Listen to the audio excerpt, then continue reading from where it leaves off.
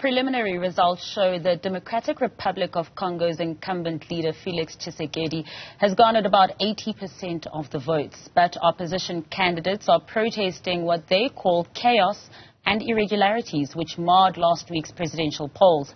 Pan-African Forum chairperson and conflict resolution expert David Mazanga is with us for more. Thank you so much for joining us. The results coming in out of Seni since Friday have shown a clear landslide lead of those December 2023 elections. But of course, the opposition has called that they want a rerun. What are the chances of a rerun happening in January? Thank you very much. A rerun can only come if he has not garnered less than 50+%, which is required by the Constitution of Republic of Congo, of DRC Congo. But if there is, things stand now, as we'll see, which I predicted when I was interviewed last week on the same program, on the same matter, I told you Tshisekedi east or west, according to the way the elections have been planned and logistically supplied, equipped. He was going to be the winner. There was no other way that you can defeat the arrangement that had been put in place, because it was very clear. And therefore, if a rerun can only come if the total number of votes or cast, if each candidate or a candidate has not received the required maximum, minimum percentage, that 50+1 in DRC Congo. So at this point, with the opposition calling for this rerun in January, that's kind of wishful thinking. I mean, looking at those numbers, it's over 80% that he's managed to garner so far. So the chances of them getting under 50% are very minimal, if not impossible. So the rerun is completely out of the picture. A rerun can occur if the Supreme Court of Congo can overturn the elections of. They are not complaining about the analysts. They are complaining about the voter turnout. Analysts, they are complaining about irregularities. Analysts, they are complaining about violence and other things. Then if they put a case about that, ballot stuffing, fraud, the courts can overturn elections. But the way we see, even any person looking at a person gathering 81.5% of the total vote so far cast, it is most likely that he will become the winner of such a race, with the second person getting only 15% of the total vote cast. Remember, this is how these elections have been conducted in Congo for long. There is nothing different here. The other time, some of the parties, over 2.5 to 3 million voters, did not turn up, did not vote because there was Ebola. This time, there are insecurity in so many of the places in Eastern Congo, in North Kivu, South Kivu, and others. So we are looking at a population which is accessible, which has been accessed by the Electoral Commission of Congo. And those are the votes, indeed, which are coming out from areas that have infrastructure where you can reach the voters.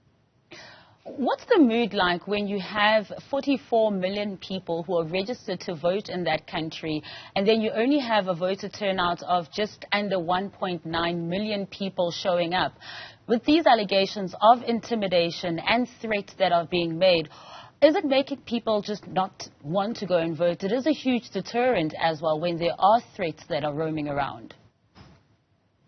It is indeed. African elections, as I've told you before, and I told you last week, is nothing. There are only 4 countries in Africa that conducted the best elections. South Africa, number 1, Tanzania, Ghana, and now Liberia, where elections are conducted free and fair. The rest of African, my sister, forget. Don't talk about elections in those countries. They are for hammering each other, killing each other, beating each other, court before an election result is declared. So we have to think as Africans, do we want to conduct our election, this type of process? Does it suit us? Are we people, we do accommodate everybody? Why do we use violence? Why should people die why should people die because of conducting a simple exercise for an election? Are we mature enough to be part and a parcel of democratic section of Africa? I think these are the questions that we must answer, because most of the countries in Africa right now, even those where we thought things could be okay, my own country, for example, it doesn't finish an election without some 2 or 5, 10, 20, 30 people dead. Several countries in Africa. Nigeria was worse. You are talking of 44 million. What about 94 million voters in Nigeria registered to vote? 68 million did not vote. So, isn't it time for Africa to rethink? Are we doing something, or we are wasting our resources every 5 years or 7 years according to the constitution of each country? So what is the solution outside of the courts? You know, you mentioned that the people of Congo and the opposition can go to the courts to contest these results. But also you're saying that, look, this is an African phenomenon. These are African elections. And if we only have 4 countries that are conducting free and fair, legitimate elections on the continent, what are the other avenues that can be taken? Can we not just say that, well, it is what it is. These are African elections, and this is how they run? Let's go China way. Have you ever seen an MP called a member of Parliament of China? But doesn't China lend us money? They are using today, whose money is it? From China. Are there MPs? Why have we got a doctrine of democracy, of and rule, where the French came to Congo and said, every 5 years, I want you to conduct an election. But people don't know what the elections are. Very few people in Africa know the difference between election and democracy. I tell you, my sister, if you give them a test, even these ministers that in Johannesburg, and ask them, at least for you, your people know what the election are, because they vote and go back peacefully.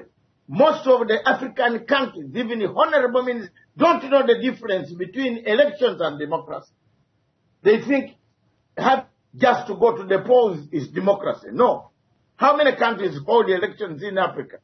How many military coups are occurring in Africa as a result of bad elections? See the West Africans, all of them, from Conakry, Guinea-Conakry, Mali, Burkina Faso, Niger, all these are falling because of bad elections.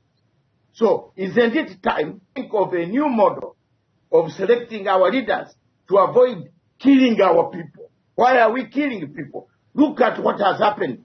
Everybody in Congo is saying, no, you have taken their machines. Some of the machines don't work. If there's no electricity, how will the machine work? No, tell me, some of the parts of Congo are still in the 20th, in the old Stone Age. There is no power at all. You only use, I don't know whether they even use stones to light to get fire. So when you are saying you are going to have an election, what are the conditions for elections in Africa favorable for a free and a fair, transparent election? The answer is no. Apart from the 4 countries that I've told you that I'll stand, you can cut my hands off. It is a day for Jesus was born yesterday. Most of the African countries, look at all countries, look at Zimbabwe up there. The leader of opposition is still wanting to fight. He wants to climb on a tree like Zakayo to be seen that he's on the tree, that the elections were stolen. Everywhere. Look at everybody. Mozambique, across there, you saw the leader of opposition saying in Maputo, we were cheated. Are people, Africans, ready for something called elections? And some of the countries that are doing these elections are poor as church mouse. Look at Burundi, the Democratic Republic of Congo. It had to spend almost $4 $5 billion or more for an exercise. Only 1.9 people or 3 million people will turn up out of 40 million voters. Why do we waste that money instead of building hospitals, schools, roads? That will help people to learn about democracy. So Africa needs to change. It change direction of this so-called democracy that was brought for the purpose to divide and rule. There was nothing here. We are not yet there. 67 years old of independence, my dear sister. And that is all what we have. We've gone through a transition. We have an evolution in Africa. Democratic evolution is so slow. Not everybody can lose and go home. If you look at the leaders in Africa who are in power, like the one of Equatorial Guinea, have you ever seen the leader of Equatorial ever writing a losing speech? No. There are some leaders who have never written a losing speech. Does Kagame write a losing speech? No. We have leaders who don't have, they have one speech only throughout. So why do you call it an election? What is election? When already written a winning speech. So for me, I have studied politics to the highest iota on planet Earth. And therefore I am not sit here and lie to you that Africa hold elections. You are wasting people's money and time. Just sit down and arrange who should lead you tomorrow, and you finish after 3 years like Shaka Zulu was doing in KwaZulu Natal, those areas of Zululand, or Bengula in Zimbabwe, or Kabaka Mutesa in Uganda, or the Benin Empire, the Oyo Empire. Let's begin to think seriously. China, 40 years ago, my sister, China was the poorest country on planet Earth. It had only one rice scheme, and that rice scheme was in Uganda. 40 years passed. We were sharing rice with Chinese. Today, we are begging them for money to build our roads. Thank you so much for your insights and your time there. That was David Matsanga, conflict resolution expert and chairperson of Pan-African Forum.